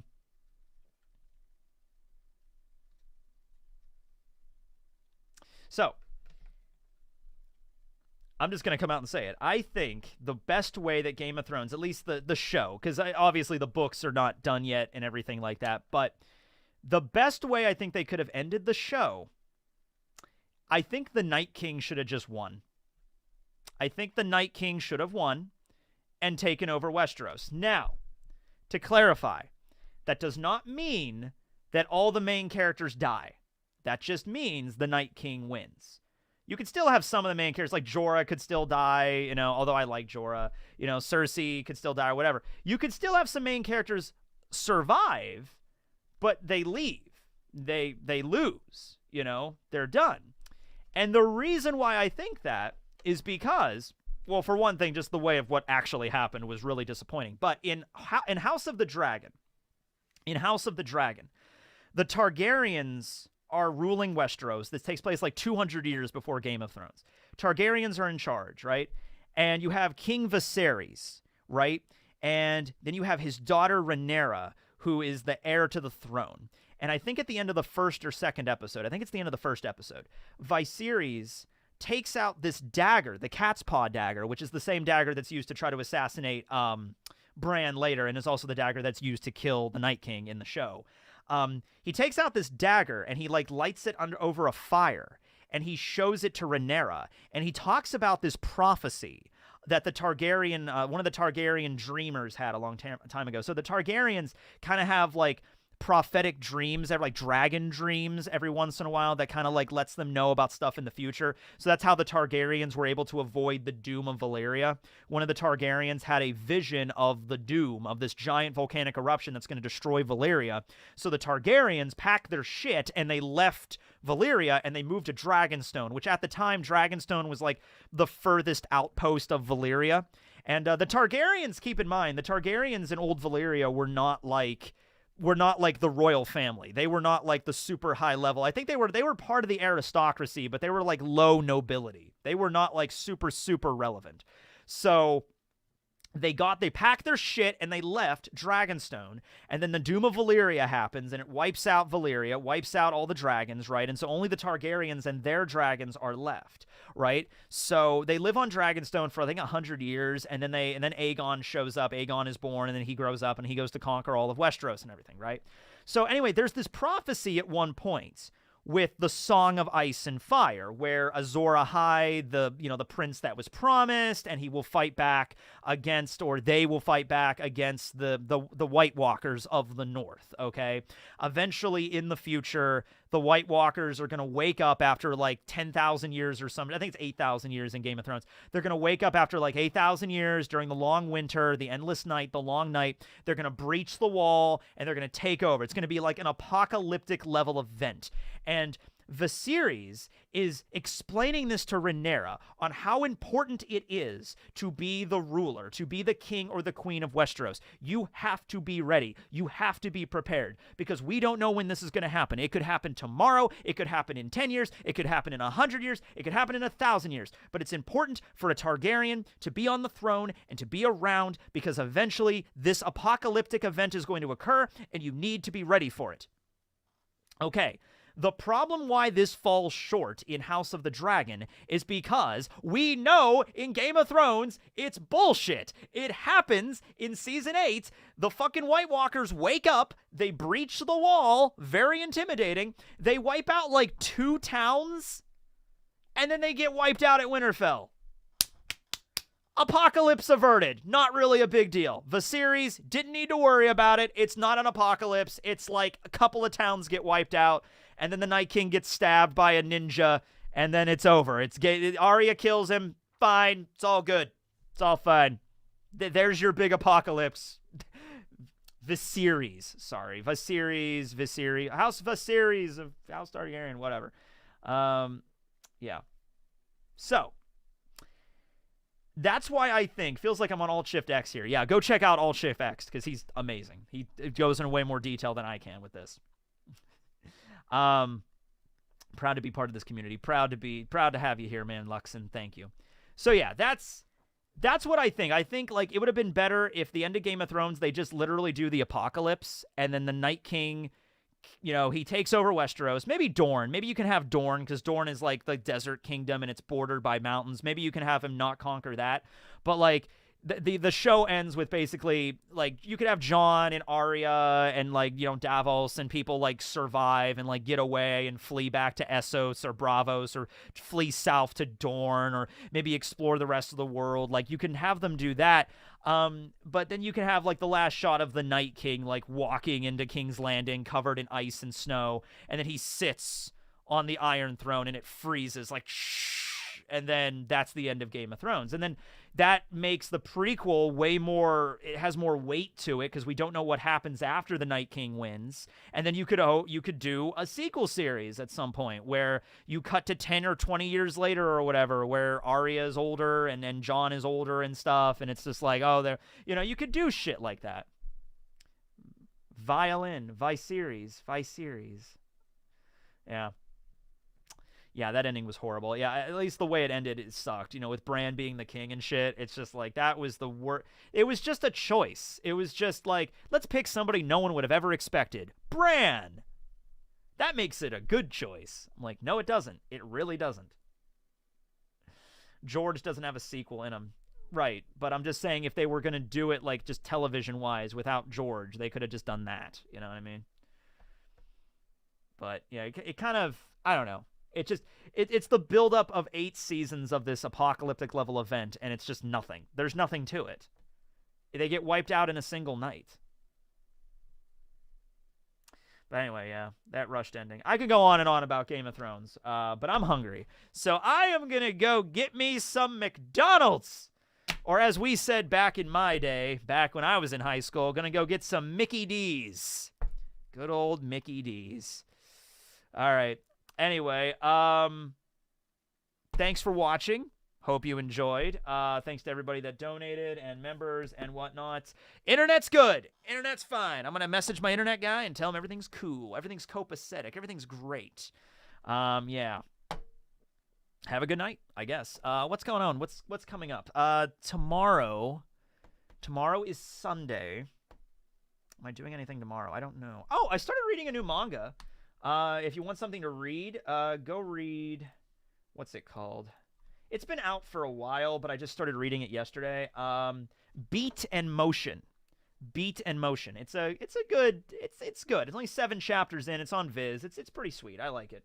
It's a story about a guy that likes to animate stuff, and then a lady that he becomes friends with that's a musician, and they kind of work together. I've only read like the first 2 chapters, but it's pretty cool. Go check it out.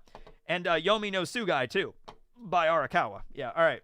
Anyway, thanks for watching, everybody. I'm gonna get going. Have a good one. Later.